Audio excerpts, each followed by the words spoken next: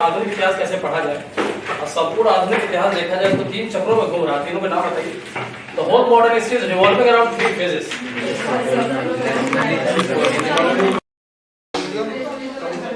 तो आपने देखा पूरा आधुनिक इतिहास जो भी है वो इसी उद्देश्य की पूर्ति कर रहा है। या तो उपनिवेशवाद होगा, कॉलोनिज्म होगा, या राष्ट्रवाद होगा, और नहीं तो संप्रदायवाद और विभाजन होगा। आज हम लोग जो है डिटेल्स में सिलेबस जो पढ़ा जाएगा चर्चा करते हैं उससे बहुत सारी चीज़ें आपके सामने स्पष्ट हो जाएंगी। लगभग मान के चले भले आप पढ़ेंगे कल से, सिलेबस आज से स्टार्ट हो जाएगा, लेकिन 40% ज्ञान आपको आज ही मिल जाएगा। 40 तो नहीं, 20% ज्ञान मिल जाएगा। तो आज सिलेबस की चर्चा की जा रही है। सिलेबस और स्टार्ट हम लोग मॉडर्न हिस्ट्री से करेंगे। कारण क्या है उसका, चाहे प्री हो या मेंस हो, लगभग 19-20 क्वेश्चन आते हैं, 19-20 आते हैं, और अराउंड 9-10 क्वेश्चन मॉडर्न हिस्ट्री का ही होता है। रीज़न आपको मालूम है, चूँकि आज जो ढांचा हमारा है पूरा वही है। तो ठीक है, सिलेबस की ऐसे हम लोग पढ़ेंगे, उसको डिस्कस भी करेंगे।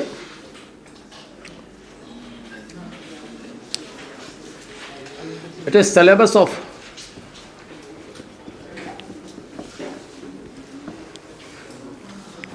ये मार्कर में कुछ इंक खत्म है शायद, ये मार्कर कुछ कर लीजिए। ऐसे एक रेड तो सही है सर, ब्लैक में देखिए इंक वगैरह नहीं है इसमें। तो it is syllabus of modern history of India.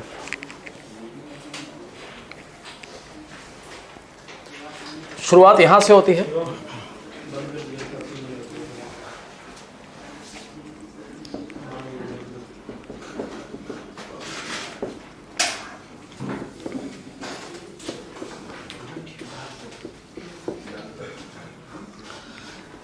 तो first time India is coming into direct contact with the west. Direct बोला गया, इससे पहले भी कॉन्टैक्ट था लेकिन वो इनडायरेक्ट था। तो इस टॉपिक को बोला गया अराइवल ऑफ यूरोपियंस। तो first time in the history of India, India is coming to direct contact with the west. आप देखते हो अंग्रेजी कंपनी, फ्रांसीसी कंपनी, डच कंपनी, पुर्तगाली। तो इस टॉपिक से प्री में, इस टॉपिक से मेंस में क्वेश्चन तो नहीं आता है, लेकिन हर साल लगभग एक क्वेश्चन आने की संभावना रहती है। Approximately around 1 question in the prelims आता है यहाँ से। और इस टॉपिक की विशेषता क्या है उसको हम ब्रैकेट में 2-3 पॉइंट बताएंगे इसको। तो वास्को डी गामा कब आया आपको मालूम ही होगा। ये अराइवल क्या है वास्को डी गामा का? 1498। सेंचुरी कौन सी हो जाएगी ये? नहीं, 15th century, end of 15th century. याद रखिए वो 1401 से लेकर 1499 को हम क्या बोलेंगे? 15th सेंचुरी बोलेंगे। तो ठीक है, तो इस टॉपिक से प्लेस में हर साल एक क्वेश्चन आता है। और यूपीएससी का मोटिव क्या रहता है? यूपीएससी कोशिश करती है हिस्ट्री का मतलब ट्रांसफॉर्मेशन क्या हुआ है, अगर इंटरेक्शन हुआ है, भारत का इतिहास कैसे बदला, भारत को क्या मिला, भारत ने क्या खोया। यूपीएससी का मोटिव यही रहता है। यूपीएससी कभी कहानी नहीं पूछती है अगर यूरोपियंस भारत में आ रहे हैं तो भारत का इतिहास कैसे बदला, भारत की सामाजिक व्यवस्था, आर्थिक व्यवस्था, राजनीतिक व्यवस्था कैसे बदली। It means UPSC wants to ask you how, भूल गए कि मीडियम इंग्लिश है हिंदी, सुबह वाला याद आ रहा है ना, तो निकल गया वो। तो ये कहीं ना कहीं यूपीएससी का मोटिव क्या होता है, how the transformation was going in society ना, सोसाइटी, पॉलिटिक, इकोनॉमिक, उसको ज़्यादा फोकस कीजिए। परिवर्तन क्या हो रहा है, what the changes are going on. तो यहाँ पर क्या है, इसको हम लोग ये भी बोलते हैं इस टॉपिक को, it is also called as, this phase is also called as revolution. तो keep in your mind this, 15th century बोला जाएगा। 15th-16th century in the world history is called as centuries of mercantilist revolution. और revolution का मतलब यही होता है कोई चीज़ आकस्मिक, कोई परिवर्तन आ रहा होगा, कोई बहुत महत्वपूर्ण परिवर्तन आ रहा होगा। रीज़न क्या है, इसमें 3 चीज़ महत्वपूर्ण है, इसलिए इसको क्रांति की सदियाँ बोला गया है। आप चाहे तो लिख सकते हैं यहाँ पर, ये 15th और 16th सेंचुरी की बात हो रही है, 15th-16th। तो why this century is called as a revolution? Because first time in the world history we find east and west. East का मतलब इंडिया हो जाता है या ईस्ट इंडीज हो जाता है, और वेस्ट का मतलब यूरोप हो जाता है। तो first time east and west are witnessing direct trade and commerce.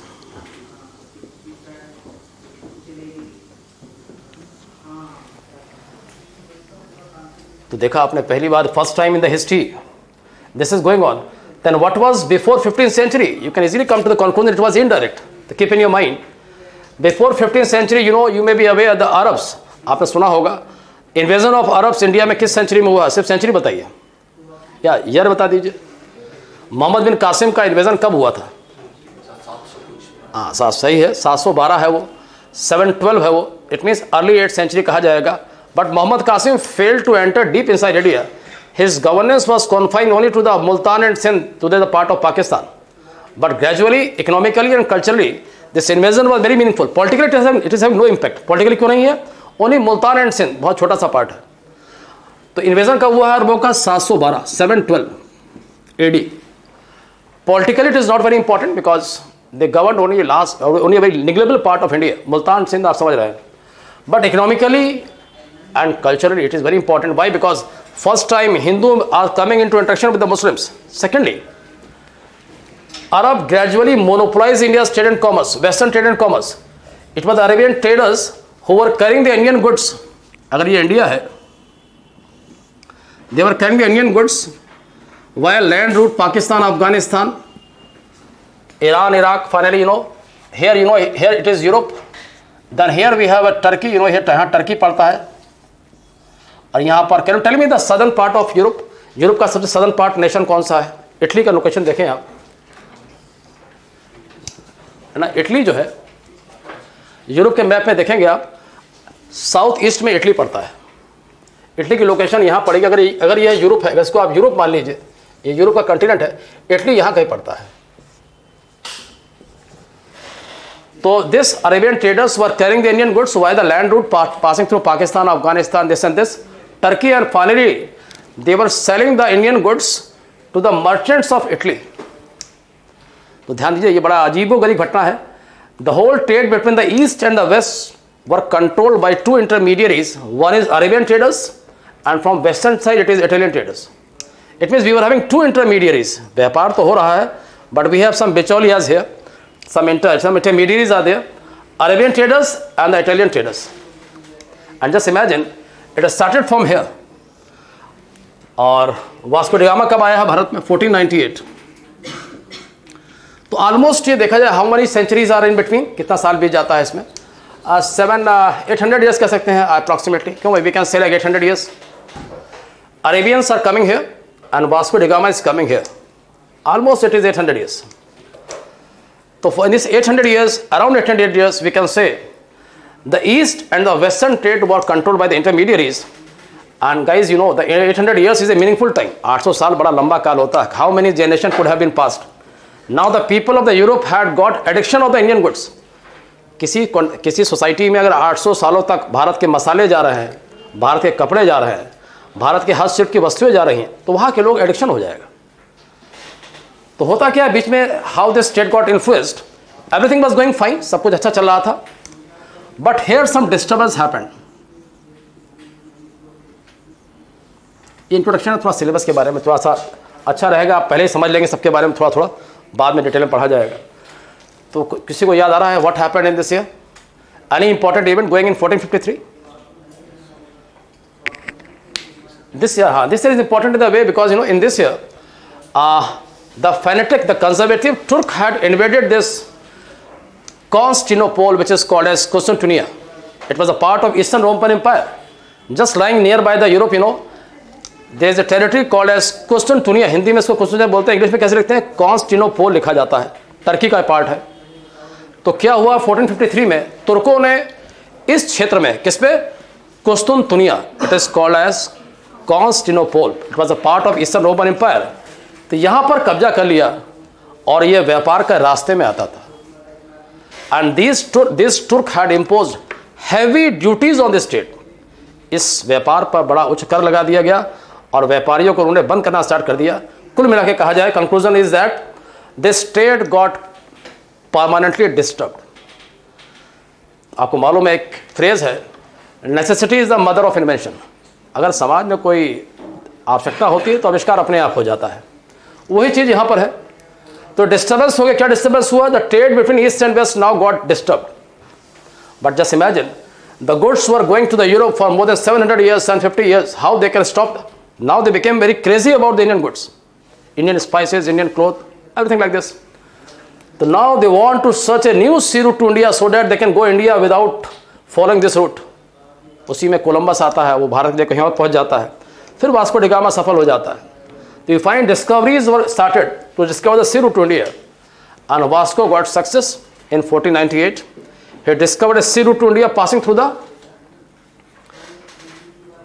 Cape of Good Hope। Vasco da gamma, हम लोग कहते हैं वास्को डी गामा ने भारत की खोज की, गलत है भाई, भारत की खोज तो पहले से है। क्या बोलना चाहिए? Vasco da Gama discovered the sea route to India. He had not discovered India, he had discovered the sea route to India. तो ये discovery is a turning point. First time in the world history we got a new trading route, new sea route to India. और आपको मालूम है, जैसे आज एक concept होता है पेटेंट राइट। पेटेंट राइट और कॉपीराइट क्या होता है बताइए? सुना होगा टर्म होता है पेटेंट राइट, कॉपीराइट। हाँ, nobody else can use it without your permission. If you suppose you have made something like similarly like this, you know, इस समुद्रिक रास्ते की खोज पुर्तगाली ने की थी, ये उनका पेटेंट राइट है भाई। पोर्टुगीज ने खोजा है इसको, ये समुद्र उनकी संपत्ति है। लेकिन उस समय कोई सुप्रीम कोर्ट तो है नहीं, कोई लॉ तो है नहीं। उस समय एक ही लॉ है, उसका नाम है पोप। जैसे हमारे यहाँ शंकराचार्य होते हैं, ईसाई धर्म गुरु, राजनीतिक गुरु पोप होता है। तो once this happened, the Portuguese king gave gift to the pope and he requested, this is our hard labour, we want to preserve it. And the pope had given a decree of 100 years, आदेश दिया उसने, और ये बोला 100 साल तक इस व्यापार पर, इस समुद्रिक मार्ग का कोई भी इस्तेमाल नहीं करेगा सिवाय पोर्टुगीज के। और यही कारण है 1498 से लेकर 100 साल बाद क्या आएगा आपको मालूम है? क्या आएगा? 1598 तक no European power can dare to come into Indian trade. कोई भी यूरोपियन शक्ति भारत के व्यापार में नहीं है। क्यों नहीं आएगी? पोप का आदेश है। 1598 के बाद क्या होगा? English company, Dutch company, French company सब आएंगे। तो कभी कभी हम भूल जाते हैं, पुर्तगालियों ने जब मार्ग को खोज लिया, why other European powers didn't dare to come in India? Reason is the pope had issued a decree. This is also. तो ठीक है, तो इस why it is called as a revolution? Because east and west came in direct contact. Now we find there's no intermediaries. We find Portuguese, English, Dutch, French. इसके पहले क्या था? Arabian traders and Indian traders. It is the first point. Second is, this trade was patronized by. This trade was patronized. You know what is patron? संरक्षण से मतलब है, this trade was patronised by the state, और you can say king. तो पहली बार world history में क्या हो रहा है? व्यापार और वाणिज्य को राजा के द्वारा या राज्य के द्वारा संरक्षण दिया जा रहा है। इसके पहले क्या था? संरक्षण नहीं था, आप जो चाहे करिए। तो याद रखिए, 15th सेंचुरी से पहले ट्रेड कैसा था? इनडायरेक्ट था। अब कैसा हो गया है? डायरेक्ट हो गया है। And this trade is more organise, more stable, because it is patronise by the state और किंग। थर्ड कैरेक्टर है, इसी में जोड़ सकते हैं, फिर भी अलग बना सकते हैं। It was controlled by joint stock company, इसको भी आप बोल सकते हैं। पहली बार वर्ल्ड हिस्ट्री में ये टर्म सुनने को मिलता है। कंपनी बनना स्टार्ट हो गया, पहले कंपनी नहीं होती थी। It means all the traders are pooling their capitals, they are making company. तो वर्ल्ड हिस्ट्री में पहली बार एक कंपनी का कॉन्सेप्ट आता है, इसलिए इसको क्रांति की सदी बोला गया है। व्यापार में ये सब परिवर्तन आते हैं। एक पॉइंट और लिख सकते हैं, इसी का पार्ट इसी में जोड़ लेंगे आप, इसी में प्लस कर लीजिए।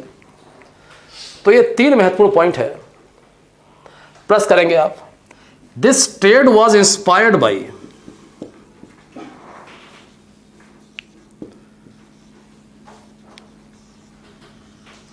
G, God का मतलब promotion of Christianity in India, promotion of Jesus Christ in India. Second is glory. Glory means glory of your nation. Suppose Britain is coming, they have to glorify the glory of the Britain. और third है gold. Gold means wealth, acquire the wealth. So this trade commerce was inspired by 3G. God means promote Christianity. Glory means glamorize your nation. Imperialism you can say. तभी आप देखिए अंग्रेजी company आती है, बाद में उनकी विजय हो जाती है, अंग्रेजी भारत में ब्रिटिश राज की स्थापना हो जाती है। और गोल्ड मतलब focus on acquiring wealth from the territories.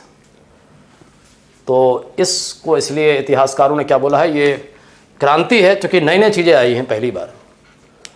और यहाँ से यूपीएससी हर साल, कभी कभी एक्सेप्शंस हो सकता है, बट अराउंड 1 क्वेश्चन, मेंस में क्वेश्चन नहीं आता है, माइंड में सेट कर लीजिए, परेशान मत होइएगा, इसकी बस एक ओवर रीडिंग कीजिएगा।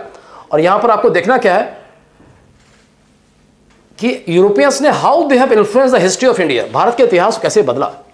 जैसे पोर्टुगीज भारत में आते हैं तो उनके सेंटर्स कहाँ कहाँ थे, उन्होंने भारत में क्या कौन कौन सी फसल लेके आए। आप देखें Portuguese had introduce some crops in India, बताइए, are you aware of it? हाँ, पी से नहीं, टी कॉफी तो अंग्रेज हो जाता है, पपाया, पी से पपाया, पी से पोर्टुगीज, पोटैटो हो जाएगा, टोबैको हो जाएगा, सबके नाम ऐसे ही लगता भी है, क्यों भाई? पी से पपाया, पी से पोर्टुगीज, है ना, पोटैटो भी पी से, और टोबैको का नाम ऐसे ही लगता है, क्यों भाई? तम्बाकू वैसे लगता है। बस याद रखिए, आगे चलकर अंग्रेजों ने उसको बड़े स्तर पर प्रोत्साहित किया, लेकिन लाया कौन था इसको? एक ही आंसर है, पोर्टुगीज। और पी से प्रिंटिंग प्रेस भी होता है, माइंड में सेट कर लीजिए, पी से प्रिंटिंग प्रेस, पी से पपाया। तो ये सब चीज़ों को लाने का श्रेय पोर्टुगीज को जाता है। और प्रिंटिंग प्रेस भारत में पहली बार कब आई है? 1564 में आई है, बॉम्बे में लगाई गई थी। उस समय किंग कौन था इंडिया का? अकबर था। तो देखिए आप इंडिया कितना उस समय अनकॉन्शियस है। प्रिंटिंग प्रेस आ चुकी है, फिर भी हमारे यहाँ लोग हाथ से लिख रहे हैं, क्योंकि इतना अवेयरनेस नहीं। प्रिंटिंग प्रेस में क्या होता है, आपको हजारों कॉपी, लाखों कॉपी छप जाएंगी, but Indian society was not aware of it. And Portuguese have used not for books and copies, they had used to promote the Christianity. Bible की कॉपी छापी जाएगी। तो ठीक है, आगे पढ़ेंगे आप। ऐसे अंग्रेज भारत आते हैं तो कैसे इतिहास बदला, तो आपको ये देखना है how they are influencing the history of India, उस पर ध्यान देना पड़ेगा। क्वेश्चन एक ही आता है, तो इसमें उनके सेंटर्स कहाँ थे, उनके मुख्यालय कहाँ थे। जैसे इंग्लिश का हेडक्वार्टर क्या था, पोर्टुगीज का हेडक्वार्टर क्या था, बताइए भाई। फर्स्ट हेडक्वार्टर ऑफ पोर्टुगीज पहला कोचीन था, पहला कोचीन था, first headquarter. Vasco da Gama के बाद first headquarter was Cochin and the final was Goa. तो क्वेश्चन ये पूछे जा सकते हैं, फिर पोर्टुगीज क्यों असफल हो गए, ये सब पढ़ेंगे आपके। ये संक्षेप में अर्थ समझ गए आपके। इस चैप्टर से सिर्फ एक क्वेश्चन आएगा, मेंस में नहीं आता है। सेकंड चैप्टर क्या रहेगा?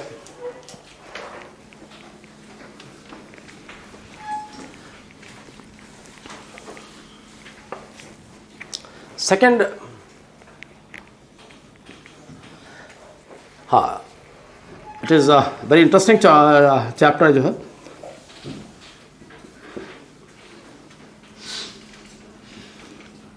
इसको आप इसी नाम से लिख लीजिए।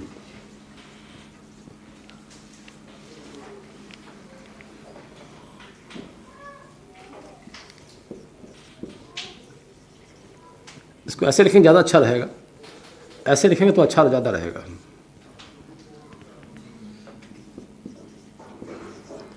And this is a very interesting topic. Not only interesting topic, it is signifying a very important political development in the history of India. जैसे नाम ही लिखा हो, emerging political vacuum.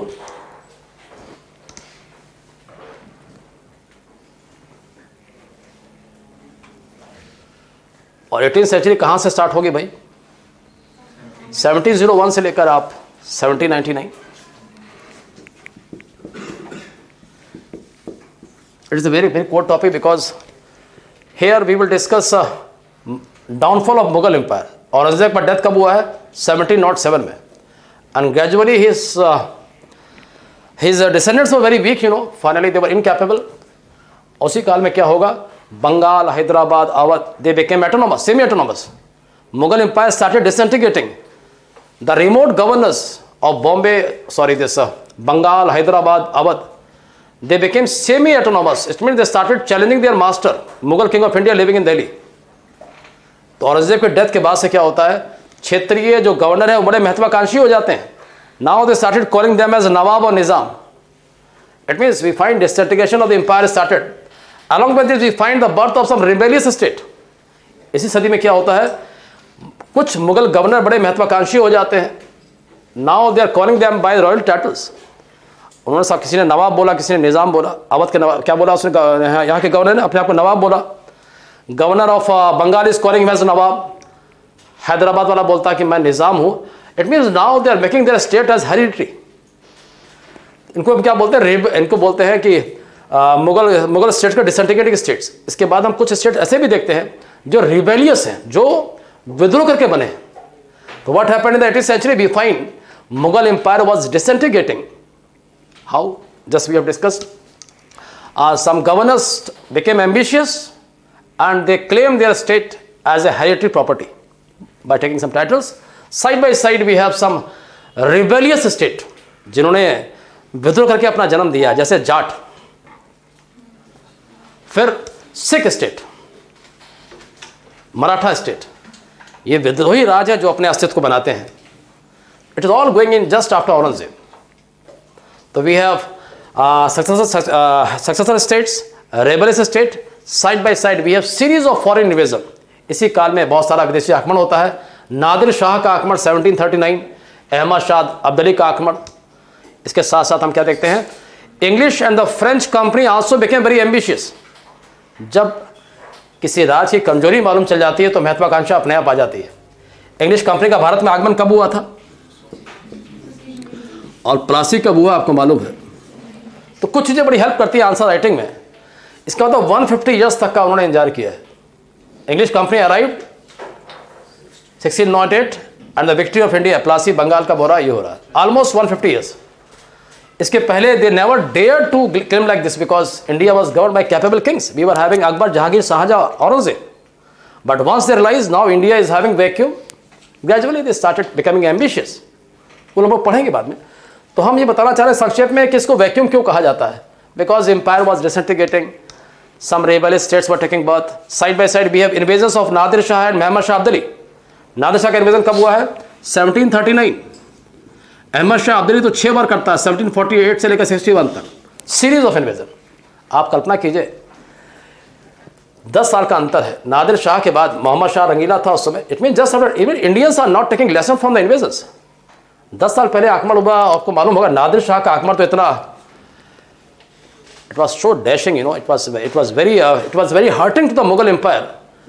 Nadir Shah पहले हरियाणा पहुंचा, वहां हरियाणा में के बाद वहां पर उसके उसी के मुगल बादशाह के गवर्नर ने ही प्रमोट किया। भाई यहाँ से करनाल से वापस मत जाइए, भाई दिल्ली जाइए, दिल्ली खाली है, वहां जाके लूट। दिल्ली के लाल किले के अंदर खजाना खोलेंगे तो आपको जितना समझौता आप यहाँ पर कर रहे हैं इससे लगभग 4 गुना ज़्यादा मिलेगा।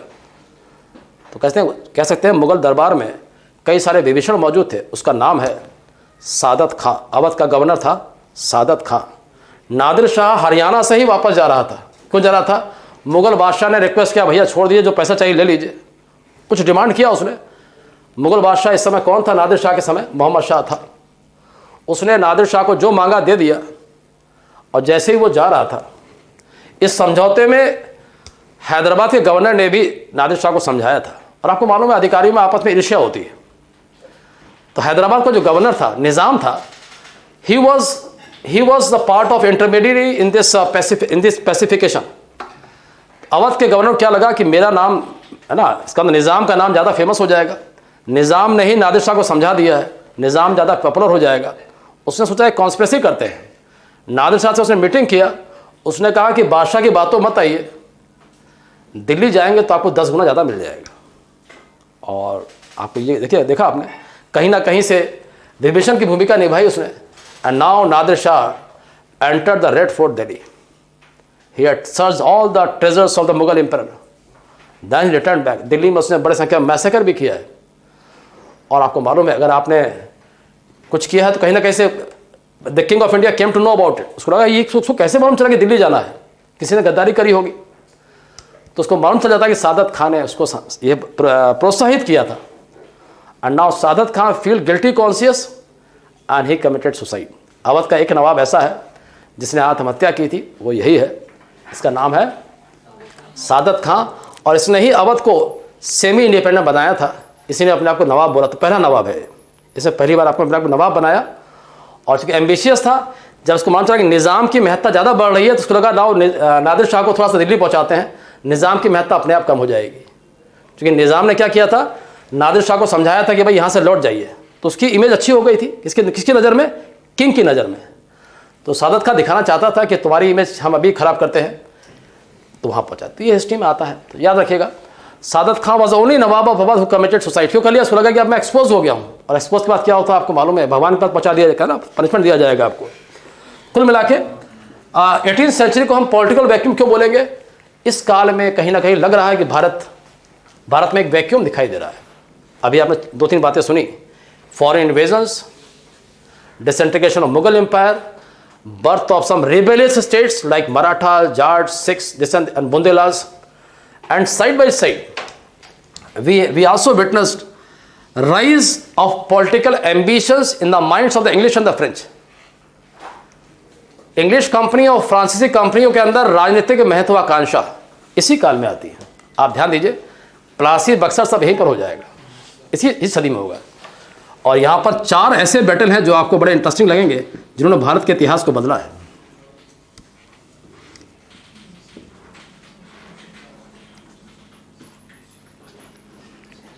अरे इसको तो नहीं पढ़ने की जरूरत है अभी।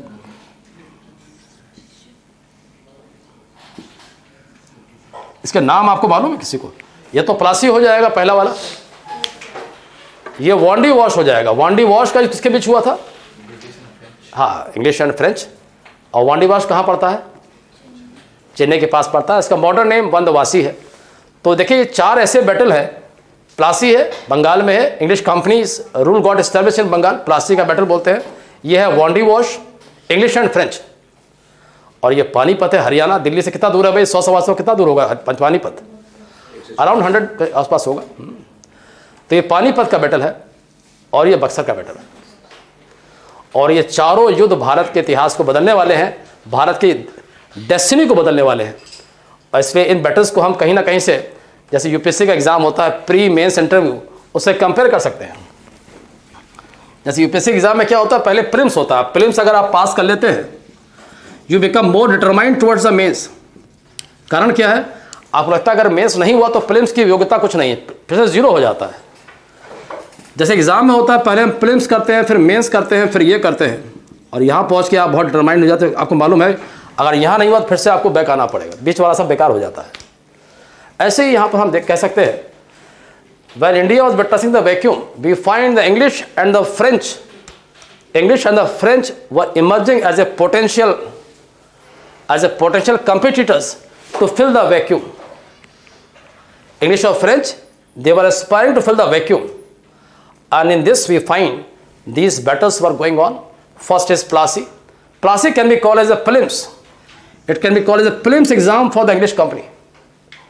They got success here, they got Bengal here, but the point is that this victory is incomplete unless you qualify all this. तो प्लासी की विक्ट्री को हम क्या बोल सकते हैं? कंपनी क्या, ये प्रारंभिक परीक्षा थी जिसमें वो पास हो गई। लेकिन प्रारंभिक परीक्षा पास करना ही अंतिम सफलता नहीं है, जब तक आपके सामने 2 चरण पास न कर जाए। Hence English company became more determined towards the mains now. Wandy Wash can be called as mains exam. और मेन में क्या होता है, आप अपने कंपटीटर को किस तरह से हराने का प्रयास करते हैं। And fortunately they defeated the French. Wandiwash के मैदान में इंग्लिश कंपनी ने फ्रांस को हरा दिया, फ्रेंच कंपनी को हरा दिया। It means now they are waiting for, और finally this is also very important, it is third Panipat.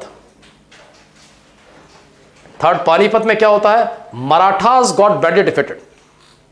इस काल में Marathas were emerging as a very potential power in north India. तो कहीं ना कहीं से उनका एक कंप्यूटर भी यहाँ पर हट गया, मराठास हट जाते हैं।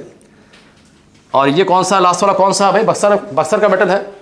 तो इसको चाहे आप यहाँ मत जोड़िए, इसको बाद में अलग से देखें। लेकिन यहाँ पर इन 3 बैटल को आप बोल सकते हैं pre mains interview. They qualified the prelims, now they became more determined towards the main, and finally they defeated the French. यहाँ फ्रेंच को हरा दिया उन्होंने। अब उनको लगता है कि हमारा इंटरव्यू है। और Buxar can be called as interview, why? Because who were the parties in Buxar. Buxar के बैटल में कौन कौन पार्टी थी? भारतीय पार्टियां कौन सी थी? नाम बताइए। किंग ऑफ हिंदुस्तान कौन था उस समय? Shah Alam two. Shah Alam two was the king. तो कहीं ना कहीं से यूपीएससी का इंटरव्यू भी दिल्ली में होता है। ध्यान दीजिए, यहां पर किंग ऑफ इंडिया वहां पर होगा, and king of India got defeated. और जब आप डिफीट हो जाते हैं तो प्रमाण पत्र मिलता है, जैसे यहां पर प्रमाण पत्र मिलता है। Now king of India is giving a decree that now Bengal belongs to the company. King of India is recognizing company as a sovereign power. Bharat के बादशाह ने कंपनी को संप्रभु शक्ति के रूप में स्थापित किया, माना, और बंगाल का राजस्व, बंगाल, बिहार, उड़ीसा का राजस्व दे दिया। तो प्रमाण पत्र मिल गया भाई। तो you can call in this way, prelims, mains, interview. और फिर आपको डर नहीं है, क्योंकि अब आपको सर्टिफिकेट मिल चुका है। किसने दिया है भाई? हिंदुस्तान के बादशाह ने दिया है। वही चीज़ है। तो जस्ट कीपिंग अ माइंड। तो ये 3-4 बैटल ने भारत का इतिहास बदला। इस टॉपिक को बड़े सीरियसली पढ़ना पड़ेगा आपको, क्योंकि ये कुल मिला के असली मॉडर्न हिस्ट्री यहीं से स्टार्ट होती है। तो इसमें ये सब पढ़ने को होता है, हम लोग पढ़ेंगे इसको बाद में। अब थर्ड टॉपिक है